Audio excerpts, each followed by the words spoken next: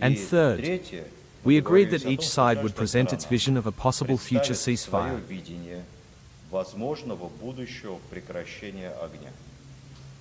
He will spell it out in detail. After this vision is presented, we believe it would be expedient to continue our talks.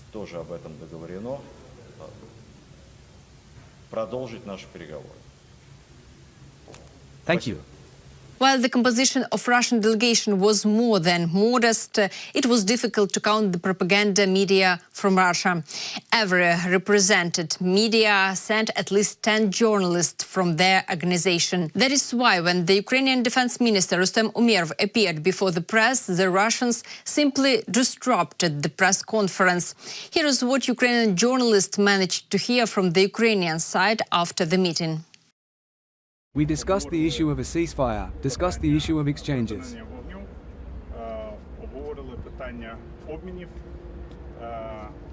The result is an exchange of 1,000 faces, thousands for 1,000. Therefore, this is our result of today's meeting. Is it in the near future? When can this happen? Yes, in the near future. We already know the date, but we won't say it yet. As for the ceasefire, has it been discussed? How many days? All modalities were discussed. Now our colleagues will exchange documents and will inform you later. Were the contacts of Presidents Putin and Volodymyr Zelensky discussed? We discussed. We are also working on this issue. This is what Rustem Umerov was talking about. Volodymyr Zelensky is really ready to meet Putin for direct negotiations. However, we understand that this requires appropriate conditions. The head of the state can meet in several cases. In particular, if both sides want to urgently discuss the issue of ending the war, and the second option, in the case when the delegations were previously agreed on all the points and all that remains is to sign a peace agreement. We understand that the Russian dictator doesn't want to stop the fighting now and is demonstrating this in every possible way. He is demonstrating in every possible way that he doesn't need peace, and all he wants is to simply manipulate the world order and the leaders of democratic countries. That is why British Prime Minister Keir Starmer, French President Emmanuel Macron, Polish Prime Minister Donald Tusk, and newly elected German Chancellor Friedrich Merz, and of course Ukrainian President Volodymyr Zelensky called Trump. The Ukrainian president wrote about this in his telegram. I spoke with US President Donald Trump, together with President Macron, Federal Chancellor Merz, Prime Ministers Starmer and Tusk. We discussed the meeting in Istanbul. Ukraine is ready to take the fastest possible steps for the sake of real peace, and it is important that the world holds strong positions. Our position: if the Russians refuse a complete and unconditional ceasefire and killings, then there must be strong sanctions. Pressure on Russia must be maintained until Russia is ready to end the war. Thank you to everyone in the world who is helping. Volodymyr Zelensky spoke at the plenary summit of the European political community. He confirmed that Ukraine was ready for serious peace talks. The Ukrainian leader was ready to personally talk to Putin if he weren't afraid, and came to the meeting, which he himself initiated. Ukraine needs peace. Peace in Europe depends on whether Ukraine will get it. All of you know that this week we had a real chance to take important steps toward ending this war, if only Putin had not been afraid to come to Turkey.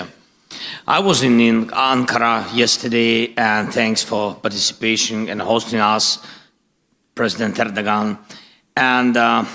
And I was ready for a direct meeting with Putin, whether in Ankara or in Istanbul, and not just for a meeting, but to resolve all the important issues to my mind. But he didn't agree to anything, Putin. And you can also see that the Russian delegation that came to Istanbul is of a very low level. None of them are people who actually make decisions in Russia.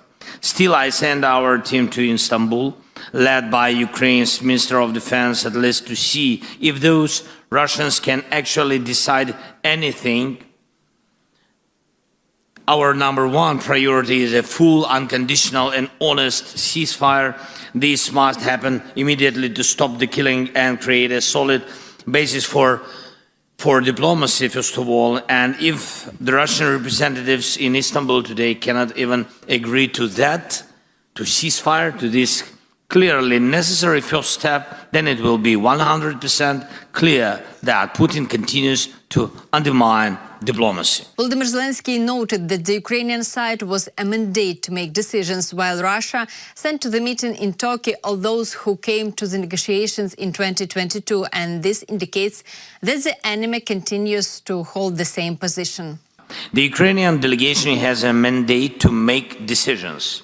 As we saw yesterday, Russia sent almost the same people it sent in 2022. This shows that Russia has not changed its basic approach. They make many statements, many threats, but solve nothing. They are doing everything they can to turn this Istanbul meeting into a staged, empty process, just like the ones in 2022. It's not us or Western leaders who are disrupting the negotiation that the Russians have been claiming for years. It's Russians who send empty heads to the talks. And that's what destroys the meaning of diplomacy. So if it turns out that the Russian delegation really is just theatrical and can't deliver any results today, the world must respond. There needs to be a strong reaction, including sanctions against Russia's energy sector and banks. Pressure must continue to rise until real progress is made. Putin made a very serious mistake when he sent a low-level delegation to Istanbul for talks with Ukraine. NATO Secretary General Mark Rutte said this. He noted that Putin should have taken the issue of peace more seriously. He said this after arriving at the European Political Community Summit. I think Putin made a mistake by sending a low-level delegation to Istanbul for talks with Ukraine. The ball is clearly in his court. Now it is in his court. He must cooperate. He must take the desire for peace seriously. Ukraine sent a delegation that is really ready to negotiate a ceasefire. I am very pleased with the role played by the United States. This is really important. President Trump has brought the situation out of the deadlock, clearly taking the initiative into his own hands. All this is extremely useful. Donald Trump said he would talk to Putin on the phone and maybe meet with the Russian dictator. Trump outlined what would he done once the meeting was agreed upon. Trump made the announcement aboard Air Force One as he departed Abu Dhabi. He said, "We have to meet. We will meet with him. We will resolve this issue, or maybe not, but at least we will find out. And if we don't decide, it will be very interesting," the American president said in a veiled tone. Mr. President, are you disappointed in the level of the delegation that the Russians sent to Turkey? I don't know anything about it. I'm not disappointed in anything. Who are you from? BBC News. I'm not disappointed. Why would I be disappointed? We just took in $4 trillion, and he says, "Are you disappointed about a delegation?" I know nothing about a delegation. I haven't even checked. Nothing's going to happen until Putin and I get together, okay?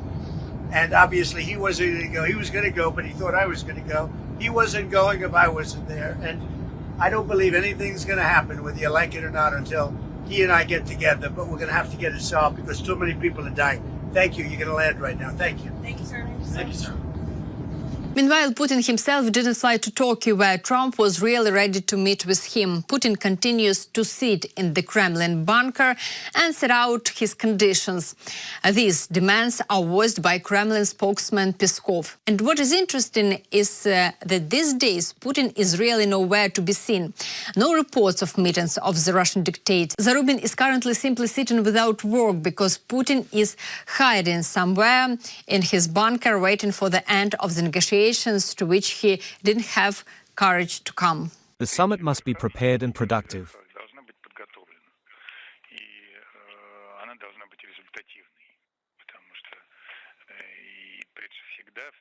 At the top, expert negotiations, consultations, and long-term intense preparation are preceded. especially if we are talking about a summit meeting